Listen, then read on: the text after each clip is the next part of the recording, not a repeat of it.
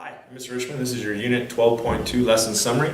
Unit 12.2 will be on midpoints and segment bisectors. So we're going to take a look at the process of bisecting a segment, what that means in terms of how it breaks a segment up, how to actually perform that construction, as well as find the midpoint of a segment.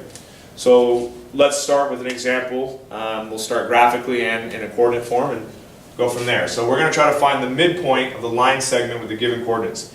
Now a midpoint is exactly what it sounds like. It's a point in the middle of the segment. So I'm going to start kind of informally here. If I had a graph like this, I have the coordinates -3, -2, and the coordinates 3, 2. The midpoint would be directly in the middle of these segments.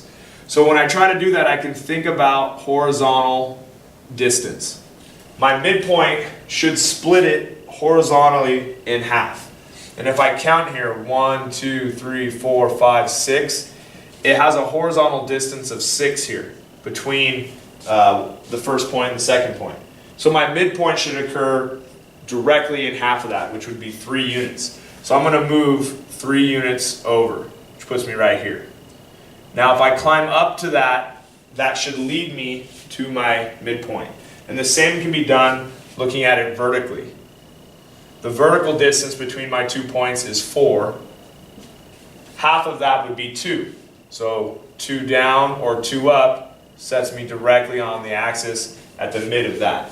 So where these two mid-height and mid-horizontal distance meet up is where my midpoint will be. So in the case of this problem, it ends up being directly on 0, 0. And a typical letter we use for midpoint when we're talking about coordinates is N for midpoint. Now, I can actually do this without having a graph via formula. It's going to look a little different though.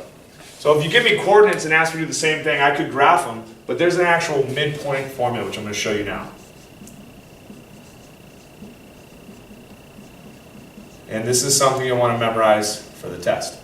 So the midpoint formula is going to look a little different. It finds a point. So unlike other equations which find a single answer or give you some sort of equation form, it is a coordinate. So it's going to have brackets, a parenthesis, and a second set of brackets because it's finding a coordinate. And it is x1 plus x2, x sub 1 plus x sub 2 divided by 2, and y sub 1 plus y sub 2 divided by 2. You're going to want to memorize that. That's the midpoint formula. Basically, it takes the coordinates of your x, adds them together, divides by 2 to find the average. So here, the separation between mine is 6. Half of that would be 3. It lets me know that my midpoint's going 3 from either direction. But if I did it with the coordinates, it can do it a little easier. x1 could be -3, my first x coordinate. +3 could be my second x coordinate. -3 plus 3 is 0. 0 divided by 2 is 0. Now I have the x coordinate of my midpoint.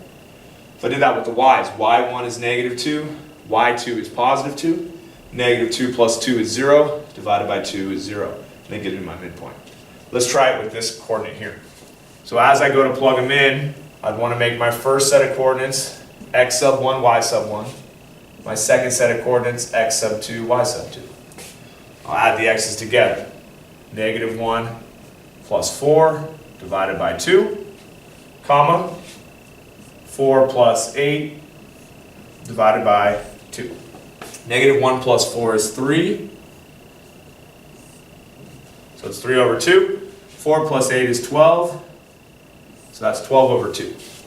Making my final midpoint M 3 over 2, which is fine. You can leave it 3 over 2 or 1 1/2. If you like to write it as a decimal, you can write it 1.5. 1.5, comma, 6 then is the location of my midpoint. Okay, one thing to help you though, because you are trying to memorize the distance formula during this chapter as well, is the distance formula involves subtracting and finding the difference, whereas the midpoint formula only involves adding. So you just want to make sure you don't make that mistake. A lot of students will do x1 minus x2 divided by 2. So think about what it's doing, verify it with a graph when you can. Okay, so how do I find a midpoint then when I don't have a coordinate plane? Okay, or I don't even have coordinates if I'm working in a plane, a construction type setting. Well, I'm going to need my trusty compass again. So the way you bisect a segment is you have a segment like AB here. All I have to do is make an arc coming off of each segment. I'm going to make an arc off segment A and an arc off segment B, but the key is that that arc needs to at least go past where the midpoint might be. So you do have to kind of look at it and make sure that you make your arc past halfway. To make sure that happens, I always look at it and I make sure my arc is at least about 2/3 or 1.5 or 3/4 or something like that. It's past the halfway mark. So that is pretty clearly past it. And I make my arc off of segment point A. Now I do the same thing off of point B. I don't change the size. I do have to keep the same exact size on my compass. Make a second arc, and we are good to go. So where those arcs intersect become coordinates or points that your segment bisector is on. And now I can use a straight edge or a ruler, which I don't have for my whiteboard right now, but you should at home should be using a ruler to bisect that segment. Now it does bisect it at a right angle, 90-degree angle, and it bisects the segment. So that's a vocabulary word you need to make sure you know. A segment bisector. It bisects a segment, which means it breaks it into two congruent halves. Splits it directly in half. Okay? For this problem, I want you to label that M, where your segment bisector and your segment you were trying to bisect meet, because that is going to also be a midpoint. Because if it's bisecting at two equal parts, then where they intersect would be right on your midpoint.